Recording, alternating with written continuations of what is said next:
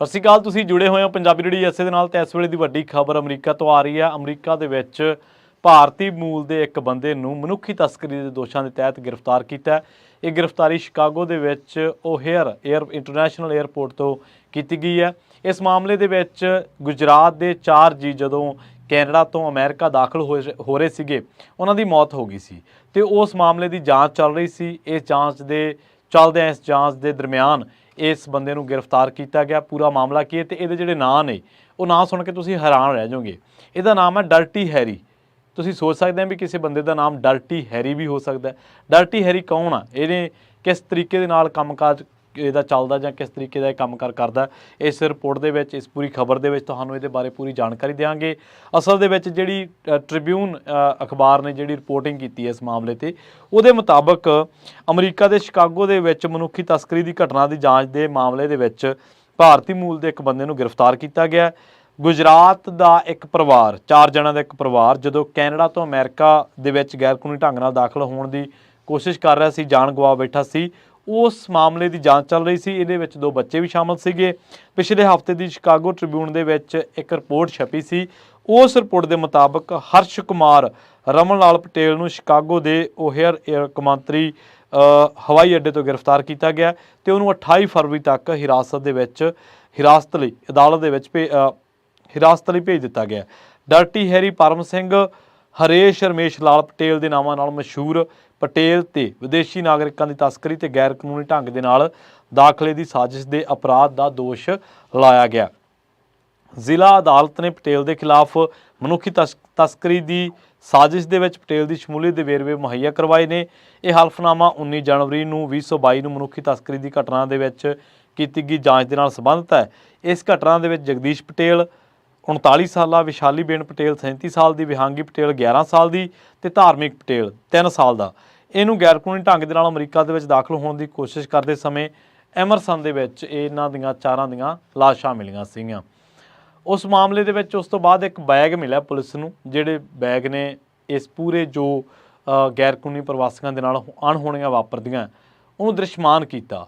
ਇਸ ਬੈਗ ਦੇ ਵਿੱਚ ਛੋਟੇ ਬੱਚੇ ਦੇ ਸ਼ੂ, ਉਹਦੇ ਦਸਤਾਨੇ, ਬਰਫ਼ ਦੇ ਵਿੱਚ, ਸਨੋ ਦੇ ਵਿੱਚ ਪਾਉਣ ਲਈ ਉਹਦੇ ਡਾਈਪਰਸ, ਤੇ ਇਸ ਤੋਂ ਇਲਾਵਾ ਜਿਹੜੀ ਬੱਚੀ ਹੈ ਵਿਹਾਂਗੀ ਪਟੇਲ 11 ਸਾਲ ਦੀ, ਇਹਦੇ ਲਈ ਵੀ ਸਨੋ ਦੇ ਵਿੱਚ ਪਾਉਣ ਵਾਲੇ ਸ਼ੂਜ਼, ਲੰਬੀਆਂ ਜੁਰਾਬਾਂ ਤੇ ਉਹਦੀ ਹੈਟ ਮਿਲੀ ਹੈ।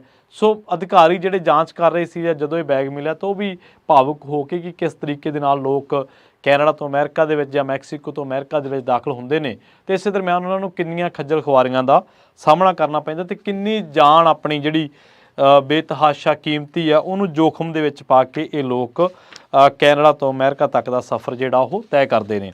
ਇਸੇ ਤਰ੍ਹਾਂ ਦੀ ਜਾਣਕਾਰੀ ਇੱਕ ਇੰਡੀਆ ਟੂਡੇ ਦੀ ਵੈਬਸਾਈਟ ਤੇ ਛਾਪੀ ਗਈ ਹੈ।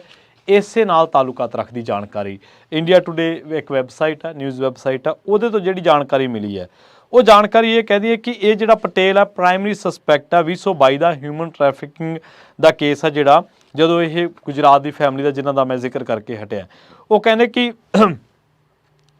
ਕਿ ਇਹ ਜਿਹੜੇ ਲੋਕ ਨੇ ਤਕਰੀਬਨ 12 ਮੀਟਰ ਦੂਰੀ ਐਮਰਸਨ ਦੇ ਵਿੱਚ ਇਹਨਾਂ ਦੀਆਂ ਲਾਸ਼ਾਂ ਮਿਲੀਆਂ ਸੀ ਕੈਨੇਡਾ US ਬਾਰਡਰ ਤੇ ਪਟੇਲ ਜਿਹੜਾ ਉਹਨੂੰ ਹੇਅਰ ਇੰਟਰਨੈਸ਼ਨਲ ਏਅਰਪੋਰਟ ਤੋਂ ਗ੍ਰਿਫਤਾਰ ਕੀਤਾ ਗਿਆ।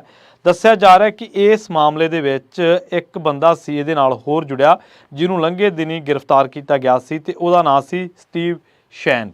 ਉਹਨੂੰ 19 ਜਨਵਰੀ 2022 ਨੂੰ ਗ੍ਰਿਫਤਾਰ ਕੀਤਾ ਗਿਆ ਸੀਗਾ ਤੇ ਜਦੋਂ ਜਾਂਚ ਕੀਤੀ ਗਈ ਤਾਂ ਇਸ ਬੰਦੇ ਪਟੇਲ ਦੇ ਨਾਲ ਇਹਦੀਆਂ ਕੁਝ ਬੈਂਕ ਟ੍ਰਾਂਜੈਕਸ਼ਨਾਂ ਦੱਸਦੇ ਆ ਕਿ ਲਿੰਕ ਕੀਤਾ ਗਿਆ ਉਹਨੂੰ ਬਾਅਦ ਦੇ ਵਿੱਚ ਕਿ WhatsApp exchanges, financial transaction between Patel and Shen, ਜਿਹੜੀਆਂ ਉਹ US ਅਥਾਰਟੀ ਨੇ ਅਨਵੀਲਡ ਕੀਤੀਆਂ ਸੀਗੀਆਂ, ਜਾਂਚ ਦੇ ਵਿੱਚ ਸਾਹਮਣੇ ਆਇਆ ਸੀਗਾ। ਤੇ ਉਸ ਤੋਂ ਬਾਅਦ ਪਤਾ ਲੱਗਿਆ ਕਿ ਜਿਹੜਾ ਇਹ ਬੰਦਾ ਹੈ ਪਟੇਲ, ਇਹ ਉਹਦੇ ਰਾਹੀਂ ਕੈਨੇਡਾ ਤੋਂ ਅਮਰੀਕਾ ਦੇ ਵਿੱਚ ਲੋਕਾਂ ਨੂੰ ਟਪਾਉਂਦਾ ਸੀ, ਲੰਘਾਉਂਦਾ ਸੀਗਾ।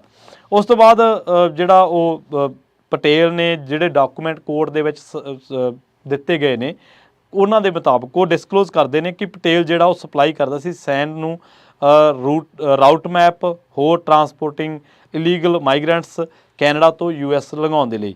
ਤੇ ਸ਼ੈਂਡ ਜਿਹੜਾ ਉਹਦਾ ਜਿਊਰੀ ਜਿਹੜਾ ਟਰਾਇਲ ਆ ਉਹ ਮਿਨੇਸੋਟਾ ਦੇ ਵਿੱਚ ਮਾਰਚ ਦੇ ਵਿੱਚ ਹੀ ਰੱਖਿਆ ਗਿਆ, ਮਿਨੇਸੋਟਾ ਦੇ ਵਿੱਚ ਸ਼ੁਰੂ ਹੋਣ ਜਾ ਰਿਹਾ। ਸੋ ਇੱਕ ਪੂਰੀ ਰਿਪੋਰਟ ਹੈ ਇਹਦੇ ਤੇ, ਜੇ ਤੁਸੀਂ ਵੇਖੋਗੇ ਇੰਡੀਆ ਟੂਡੇ ਦੀ ਵੈਬਸਾਈਟ ਕਿ ਕਿਵੇਂ ਕਿਵੇਂ ਕੰਮ ਕਰਦੇ ਸੀਗੇ।